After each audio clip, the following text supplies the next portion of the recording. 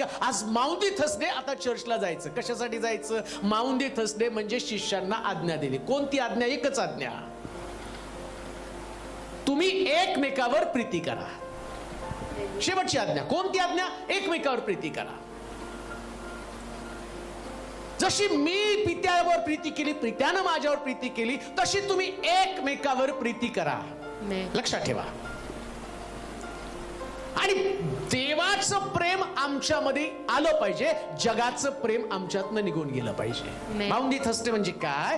डिसायपलला दिलेली शेवटची कमांडमेंट, एकच कमांडमेंट, एकच आज्ञा.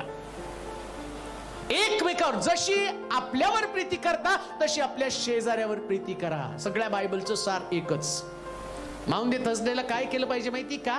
पहिल्यांदा एकमेकावर प्रीती करायला शिकलं पाहिजे. लस्ट नाही, वासना नाही.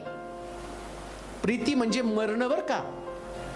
आणि येशूने ते प्रॅक्टिकल तिथं दिलं. मरण्याच्या अगोदर त्यांना सांगितलं, जशी मी तुमच्यावर प्रीती केली तशी तुम्ही एकमेकावर प्रीती करा. कशी ख्रिस्तानं प्रीती केली? प्राण देऊन. प्राणाची किंमत दिली, सगळं शरीर रिक्त केलं, त्याला प्रीती म्हटलेलं आहे. प्रीती म्हणजे देणं. काहीतरी द्यावं लागतं हो. काय दिलं त्या दिवशी देवानं?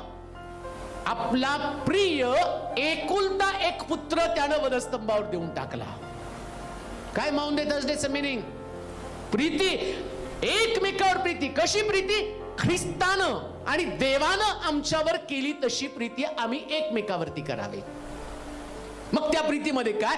देवानं आपला एकुलता एक प्रिय, ज्याच्याशिवाय तो राहू शकत नाही, जे त्याचं आवडतं, एकच गोष्ट लक्षात घ्या, एकच, ज्याच्याशिवाय देव राहू शकत नाही अशी एक गोष्ट. मग माउंडी थर्सडेला काय करायचं? एक डिसिजन असतो प्रियांवर.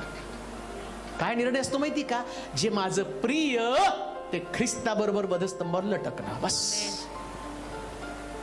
पण तुम्ही देवावर प्रेम करता ना, देवावर प्रेम करता, देवासारखं प्रेम तुम्हाला करता आलं पाहिजे. कोणतं प्रेम? मरणं, सुसाईड करणं नाही.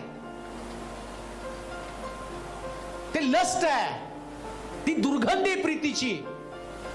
या प्रीतीमध्ये त्याग आहे, या प्रीतीमध्ये पावित्र्य आहे, या प्रीतीमध्ये शुद्धता आहे, या प्रीतीमध्ये जिंकणं आहे, या प्रीतीमध्ये देवावर प्रेम करणं आहे.